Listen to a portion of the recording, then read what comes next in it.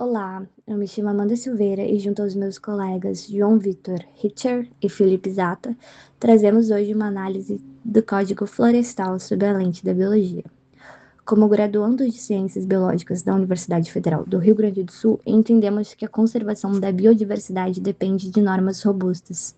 Por isso, iremos discutir como a legislação vigente dialoga ou entra em conflito com os processos ecológicos. Este trabalho foi elaborado para a disciplina de Elementos de Direito Ambiental.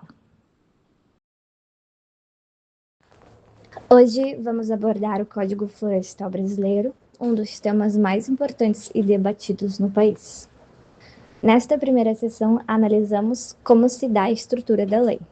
Com um escopo impressionante de 14 capítulos, a lei inicia em suas disposições gerais e vai avançando em regras super específicas, de áreas permanentes, de uso restrito, de reserva legal e se estende até a criação do CAR.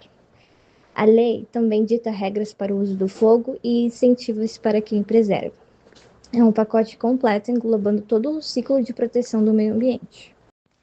A Lei 12.651 de 2012 é muito mais que um conjunto de regras restritivas. Essa lei funciona como um grande mediador, um ponto de equilíbrio essencial entre a rigidez do papel e a enorme complexidade biológica de todo o nosso ecossistema. Proteger hoje é literalmente o único caminho possível para sustentar o nosso futuro. Então, a legislação atua como uma verdadeira infraestrutura de suporte à vida. O grande objetivo por trás de todos os parágrafos é equilibrar cuidadosamente a produção agropecuária, que sabemos que é o motor da economia, com a preservação da nossa biodiversidade. A fundamentação que guia toda a estrutura do Código repousa sobre 6 princípios centrais. A lei se apoia em pilares que vão desde a responsabilidade soberana em conjunto, em que proteger o meio ambiente não é uma tarefa exclusiva ao governo, mas é um dever de toda a sociedade. Preservar e, quando necessário, recuperar a vegetação nativa de nosso país.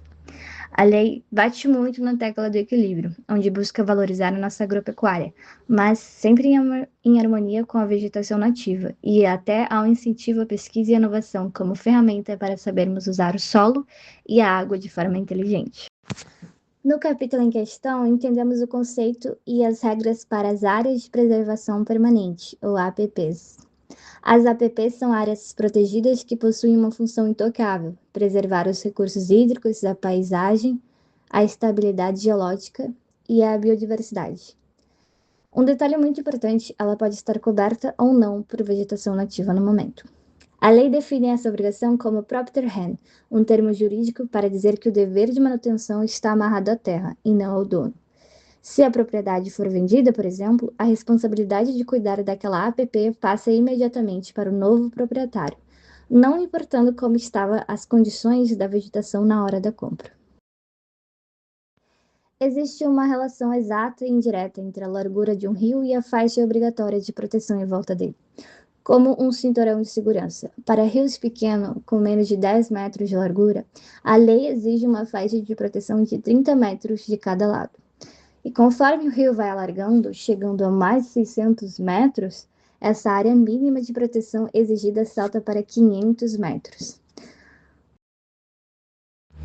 Mas as APPs não existem somente nas margens de rios. A proteção também inclui topografias mais frágeis. A lei abrange encostas bem íngremes, com declividade superior a 45 graus, topos de morros e altitudes acima de 1.800 metros, e ainda cria um raio mínimo protetor de 50 metros ao redor de qualquer nascente de água.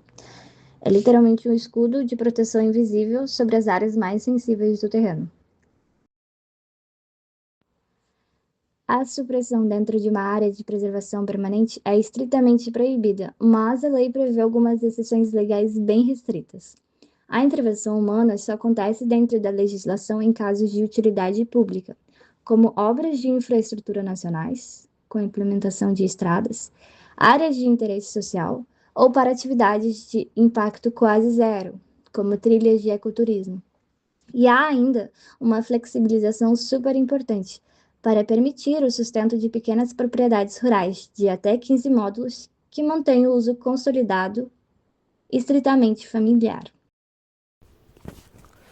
O Código Florestal reconhece duas categorias de áreas de uso restrito: os pantanais e as planícies pantaneiras e as áreas com inclinação entre 25 e 45 graus, que são áreas sensíveis, mas cuja exploração é permitida seguindo boas práticas agropecuárias e florestais.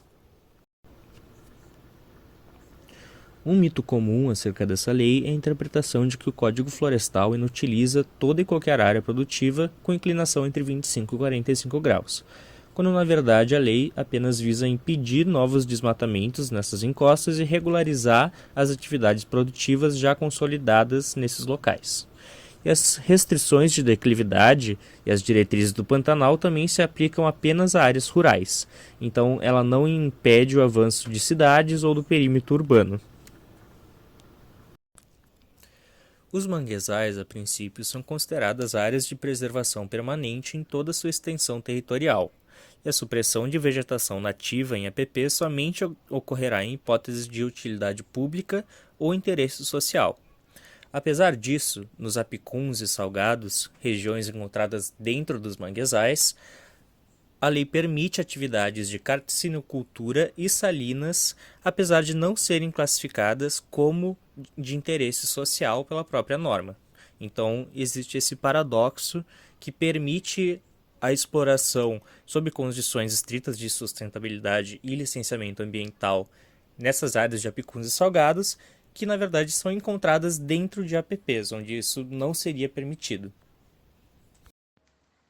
Nesta seção, compreende-se sobre as delimitações da reserva legal, os percentuais por bioma e as regras de manejo, tirando totalmente o foco de montanhas e rios para dentro de fazendas produtoras, assegurando o uso sustentável dos recursos naturais. A lei criou uma discrepância enorme, totalmente baseada na geografia do país.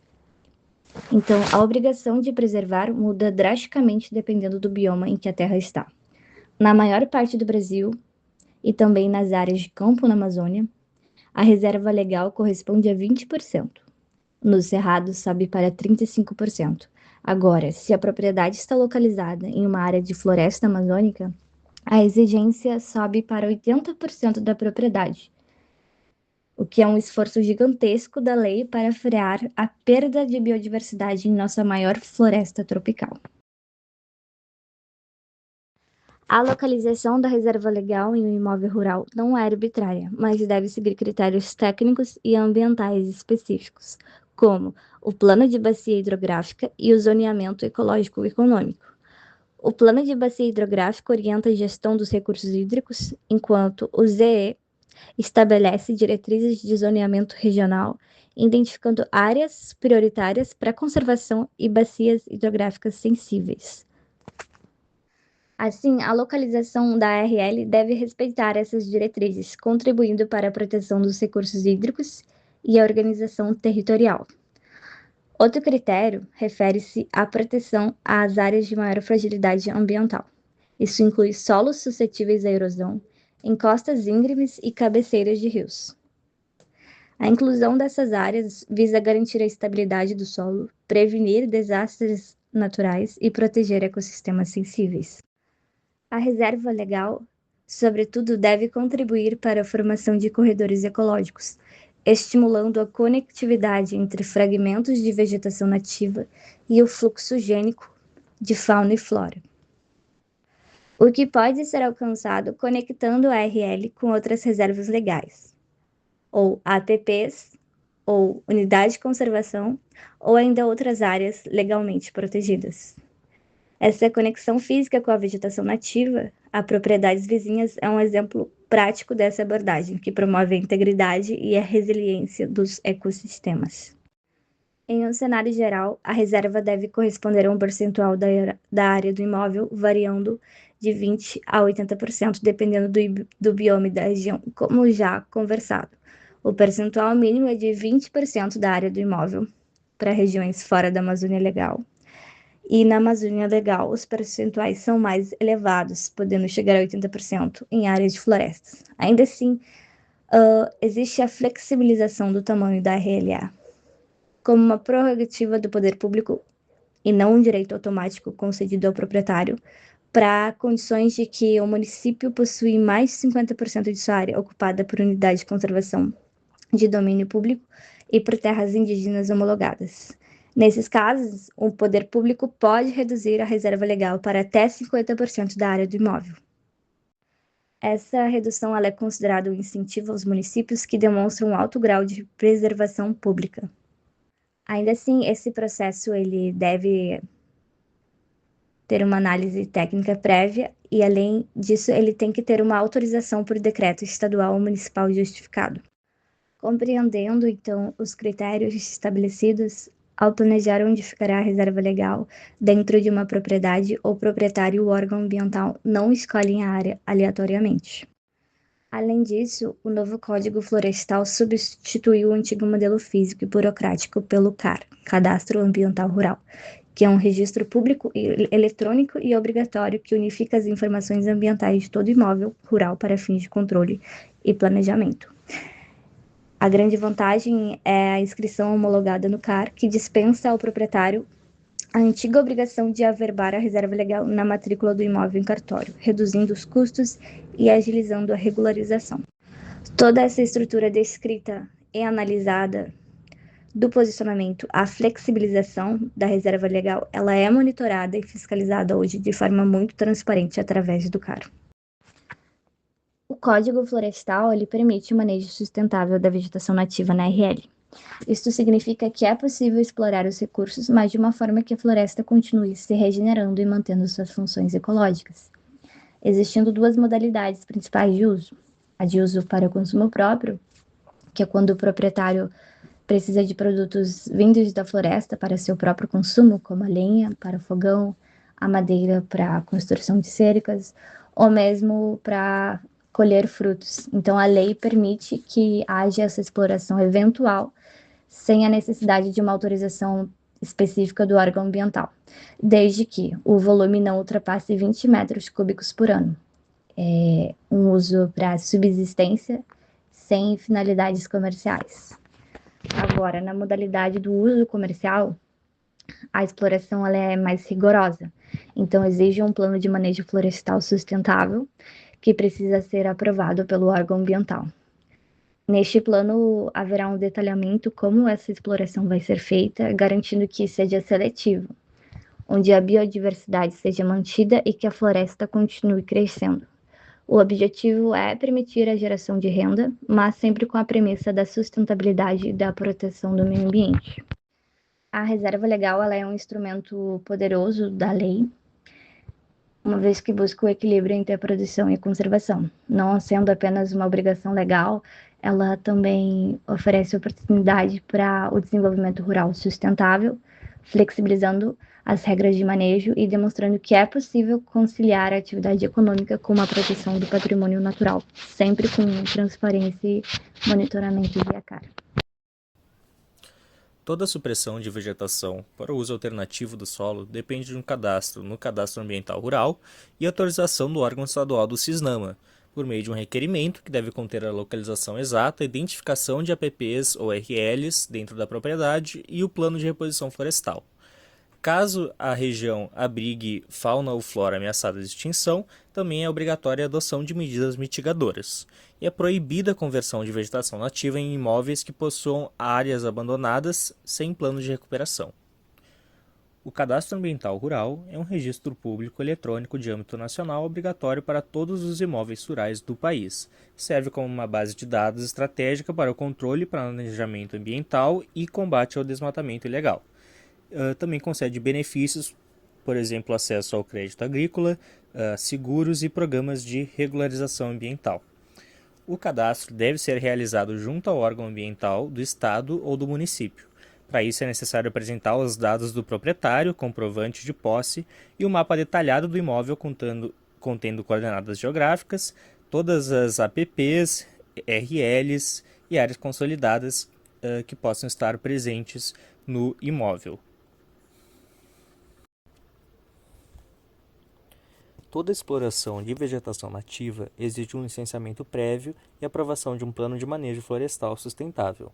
Para grandes consumidores, como indústrias com alto consumo de matéria-prima florestal, também se deve implementar um plano de suprimento sustentável. estão formalmente isentos do licenciamento a supressão de vegetação para o uso alternativo do solo, a exploração comercial de florestas plantadas e o manejo não comercial em pequenas propriedades. Então, para todo novo empreendimento é necessário se obter uma licença prévia, uma licença instalação e uma licença operação. Enquanto se não é um novo empreendimento, mas de qualquer forma causa impacto ambiental, é necessário se obter a licença de operação, e se não é um novo empreendimento, também não causa impacto ambiental relevante, então não é necessário obter o licenciamento. E um dos grandes exemplos de PMFS bem-sucedido é o manejo da espécie de candeia, que dá para ver que apenas 6 meses a 1 ano após a exploração, a floresta já está bem regenerada, né, em tão pouco tempo.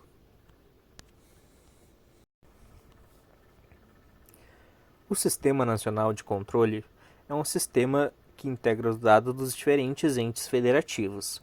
Ele é coordenado, fiscalizado e regulamentado pelo órgão federal competente do CISNAMA. Os dados ficam disponibilizados ao público pela internet e ele é o órgão que pode bloquear a emissão do DOF de entes que não integrarem o sistema. Esse DOF, então, é o Documento de Origem Florestal. Ele tem por objetivo estabelecer os mecanismos de rastreabilidade e controle da origem de produtos florestais, garantindo a legalidade do uso e do comércio e combatendo o desmatamento ilegal. Ele é obrigatório para o transporte, armazenamento e comércio de madeira, lenha, carvão e outros produtos ou subprodutos de florestas nativas. Ele deve acompanhar o produto da origem até o destinatário. E para a emissão do DOF, o responsável deve estar registrado no Cadastro Técnico Federal de atividades potencialmente poluidoras ou utilizadoras de recursos ambientais. Ele deve conter especificação do material, volume, origem e destino.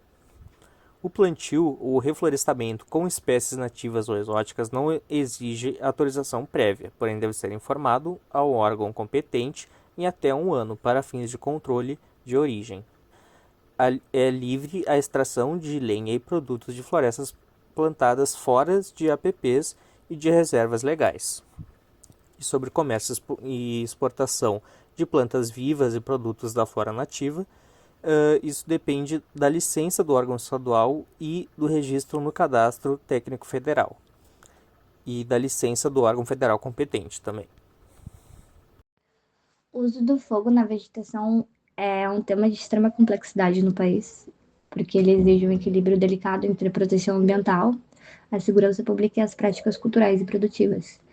Historicamente, o fogo ele é utilizado como uma ferramenta de manejo agrícola e também como vetor de degradação ambiental, o que muitas vezes resulta em incêndios florestais de grandes proporções, que afetam a biodiversidade, a qualidade do ar e também a economia. Então, no capítulo 9, o código busca disciplinar a respeito dessa realidade, estabelecendo as diretrizes fundamentais para a gestão do fogo no território do país. Ele estabelece uma regra principal em que é proibido o uso do fogo na vegetação. Com um caráter preventivo, ele visa coibir a prática indiscriminada de queimadas, que historicamente tem sido uma das principais causas da degradação ambiental no país. Essa proibição ela reflete no princípio da precaução no direito ambiental, em que busca evitar danos irreversíveis ao ecossistema. A legislação, reconhecendo que o fogo, em certas circunstâncias, é uma ferramenta necessária ou inevitável, prevê algumas exceções estritas à regra proibitiva. Então, ela permite a queima controlada, com a aprovação do órgão ambiental, mediante justificativa técnica, em que o uso do fogo em certos locais e regiões podem ser justificados em práticas agropastoris ou florestais. Também com a exceção de subsistência e tradicionalidade em respeito aos saberes ancestrais e práticas culturais, como práticas indígenas, ele reconhece a vulnerabilidade e a especificidade de certas populações em que o fogo é utilizado para a agricultura de subsistência por populações tradicionais e indígenas. Ainda assim, a legislação é clara quanto à responsabilidade em casos do uso irregular do fogo. A lei determina que é necessário o estabelecimento de nexo causal na verificação das responsabilidades por infração pelo uso irregular do fogo em terras públicas ou particulares, o que significa que a responsabilização administrativa, civil ou penal exige a comprovação de que a ação ou omissão do indivíduo causou o dano ambiental. Além disso, o Código também impõe ao governo federal a obrigação de estabelecer uma política nacional de manejo e controle de queimadas, prevenção e combate aos incêndios florestais, promovendo a articulação entre as esferas de governo e a sociedade civil. A necessidade de modernizar a abordagem sobre o fogo culminou na sanção da Lei nº 14.944, de 2024, que instituiu a Política Nacional de Manejo Integrado do Fogo, em que representa uma mudança de paradigma significativa na legislação ambiental brasileira. Essa nova legislação, por exemplo, afasta-se de uma visão puramente proibitiva e adota uma abordagem de gestão adaptativa, uma vez que reconhece o papel ecológico do fogo em ecossistemas associados a ele, como o cerrado, onde o fogo natural ou provocado cumpre funções essenciais em seus processos ecológicos. Um dos pilares da nova política é também a substituição gradativa do uso de fogo como prática agrocivil pastoril por práticas sustentáveis, sempre que possível. Assim, o Estado passa a ter o dever de fomentar tecnologias alternativas e oferecer assistência técnica para reduzir a dependência do fogo na agricultura. Dando continuidade, entramos no capítulo 10, que traz uma mudança de paradigma muito importante: os incentivos econômicos. O Código Florestal entende que preservar custa dinheiro e esforço, e por isso ele cria mecanismos como o pagamento por serviços ambientais, o PSA, onde o produtor é remunerado por proteger nascentes e sequestrar o carbono do ar. Além disso, a lei prevê redução de impostos, como o ITR, e linhas de financiamento para quem precisa recuperar áreas. Um destaque especial vai para o CRA, a cota de reserva ambiental, que basicamente serve para o produtor conseguir ganhar alguma coisa por proteger uma área maior do que ele é obrigado. Então ele pode alugar ou vender esse excedente em uma forma de um título, que funciona como qualquer título em bolsa de valores ou coisa do tipo, que pode ser transferível para outro produtor do mesmo bioma que não atingiu a cota. É a criação do mercado verde. O CRA também ele pode servir para situações em que um grupo de produtores cria uma sociedade ou um sindicato, e o sindicato faz a gerência de uma área, e essa área ela serve como a cota de reserva ambiental para todos os produtores daquele sindicato. Capítulo 11, para o controle do desmatamento, ele trata da fiscalização e do controle rigoroso. Ele fala sobre o embargo imediato que o IBAMA pode fazer. Se ele constatar um desmatamento ilegal, esse embargo imediato ele vai paralisar na hora a obra. Eles até colocam uma placa. O objetivo não é só multar, mas parar imediatamente o dano ecológico. A lei tem uma coisa social, além disso. O embargo afeta apenas a área ou o polígono onde ocorreu a infração. Não pode impedir, por exemplo, a atividade de subsistência de uma família no resto da propriedade. Além disso, todos os dados das áreas embargadas têm que ser públicos, garantindo a transparência. Capítulo 12 é da agricultura familiar.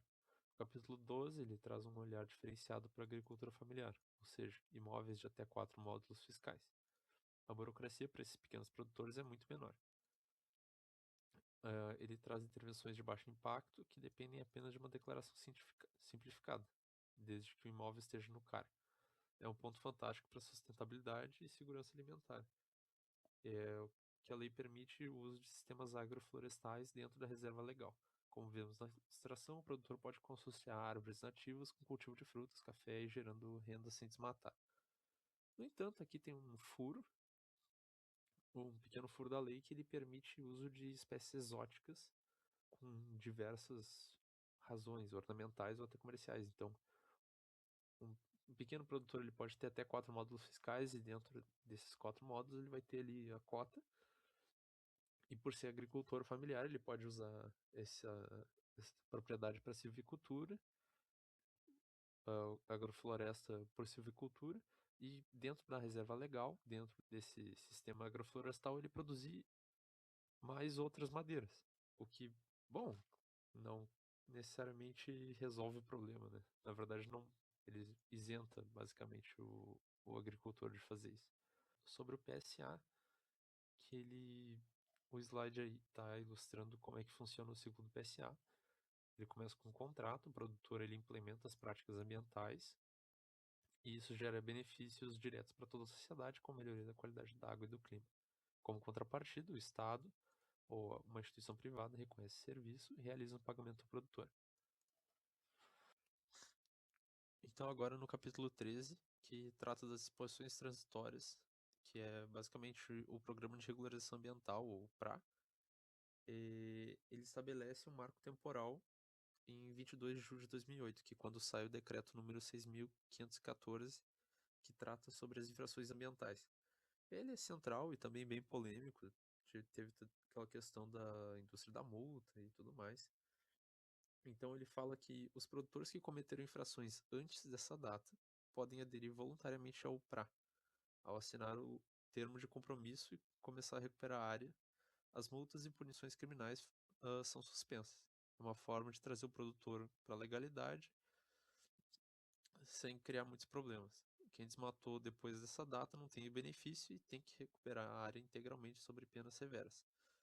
Então, ele estabelece algumas coisas sobre alguns produtores antes de 2008 não terem que cumprir com todas as normas que a gente já discutiu na apresentação. Então, ao invés de ser 20%, às vezes é 10%, ou depende do tamanho do módulo fiscal da propriedade. E tem algumas outras questões com povos indígenas. Então, para quem precisa recuperar a área de preservação permanente desmatada antes de 2008, a lei criou uma regra baseada no tamanho do imóvel. Em beiras de rio, por exemplo, propriedades muito pequenas, até um módulo recupera apenas 5 metros de margem, que é o que está na figura ali. Aqui, outras explicações. A propriedade de 2 a 4 módulos, só 15 metros, e se aplica também a outros corpos d'água, como por exemplo aqui lagos, e veredas também. Então, para o último capítulo, que trata sobre as disposições complementares finais, uh, as medidas importantes que ele traz é o controle rigoroso na venda de motosserras, que precisa de um registro federal sobre elas, e a instituição do Inventário Florestal Nacional, que é a principal ferramenta para medir a qualidade das florestas. Vale lembrar que, então, agora, bom, finalizando, o Código Florestal, ele, junto da lei do Snook mais recente, a gente tem um ambiente jurídico relativamente favorável para o meio ambiente. A gente tem muito equipamento legislativo para lidar com os problemas ambientais, embora tenha que ser ajustado aqui e ali. Relativamente robusto o sistema em volta da questão ambiental. Então, aqui no fim, as nossas referências. Algumas coisas eu aponto, especialmente a gente tem um material bem interessante da cartilha didática da Forest GIS,